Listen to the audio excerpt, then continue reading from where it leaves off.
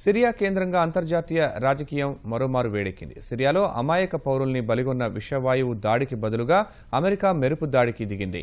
సిరియాలోని వైమానిక స్థావరంపై క్షిపణులతో విరుచుకుపడింది.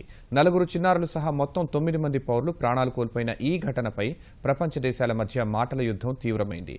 అత్యధిక దేశాలు అగ్రరాజ్యానికి మద్దతు పలకగా రష్యా, చైనా, ఇరాన్ మాత్రం తీవ్రంగా వ్యతిరేకించాయి. ఈ ప్రచ్ఛన్న యుద్ధం ఎలాంటి పరిణామాలకు దారితీస్తుందోనని సర్వత్రా ఉత్కంఠ నెలకొంది.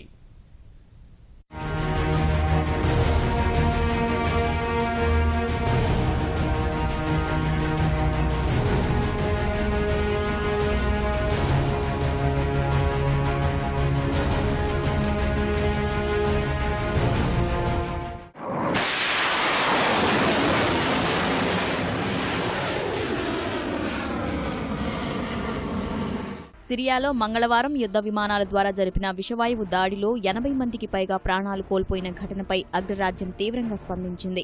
బషర్ అల్ అసద్ సర్కారే విషవాయువు దాడి జరిపించిందన్న ఆరోపణల మధ్య సిరియాపై మెరుపు దాడికి దిగింది. రసాయన దాడులు జరిపేందుకు సిరియా ప్రభుత్వం ఉపయోగించిన వైమానిక స్థావరంపై క్షిపణి దాడి చెయ్యాలని అమెరికా అధ్యక్షుడు డొనాల్డ్ ట్రంప్ ఆదేశించారు. అగ్రరాజ్య అధ్యక్ష పదవి చేపట్టాక సైనిక పరంగా ట్రంప్ తీసుకున్న అత్యంత ప్రధానమైన ఈ నిర్ణయాన్ని అమెరికా సైన్యం తక్షణమే అమలుపరిచింది. మధ్యధరా సముద్రంలో ఉన్న 2 యుద్ధ నౌకల నుంచి సిరియాలో హోమ్స్ నగర సమీపంలోని షాయిరాత్ వైమానిక స్థావరంపైకి 55 టొమాహాక్ క్షిపణుల్ని ప్రయోగించింది.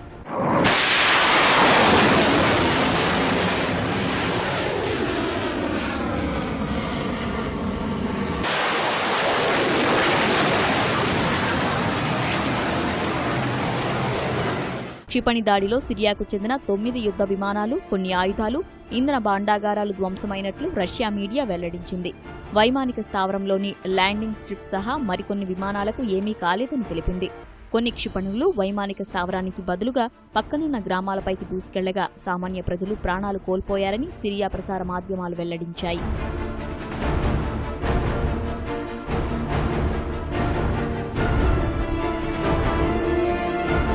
అమెరికా భద్రతా ప్రయోజనాల దృష్ట్యానే సిరియాపై క్షిపణి దాడికి ఆదేశించినట్లు ట్రంప్ స్పష్టం చేశారు. ఆ దేశంలో జరుగుతున్న మారణహోమానికి ముగింపు పలికేందుకు అన్ని దేశాలు కలిసి రావాలని పిలుపునిచ్చారు. అగ్రరాజ్యం క్షిపణి దాడిని సిరియన్ తిరుగుబాటుదారులు సహా Britain, Australia, Germany, Japan, Turkey, Israel సహా మరికొన్ని దేశాలు స్వాగతించాయి. అమెరికా క్షిపణి దాడి చేయాల్సి వచ్చిన పరిస్థితికి సిరియానే కారణమని నాటో విమర్శించింది. రసాయన ఆయుధాల వాడకం ఏమాత్రం ఆమోదయోగ్యం కాదని, విషవాయువు దాడికి బాధ్యులు తప్పించుకోలేరంటూ అమెరికాకు మద్దతు పలికింది. అమెరికా క్షిపణి దాడిని సిరియా తీవ్రంగా ఖండించింది. ఈ దాడి మూర్ఖమైంది, బాధ్యతారాహిత్యమైందని ధ్వజమెత్తింది. ఉగ్రవాదులకు మద్దతిచ్చేందుకు అమెరికా ఈ దాడి చేయించిందని ఆరోపించిన అసద్ సర్కారు ఈ చర్యను దురాక్రమణగా అభివర్ణించింది. అసద్ ప్రభుత్వానికి మద్దతుదారైన రష్యా సైతం ఇదే తరహాలో అమెరికాపై ధ్వజమెత్తింది.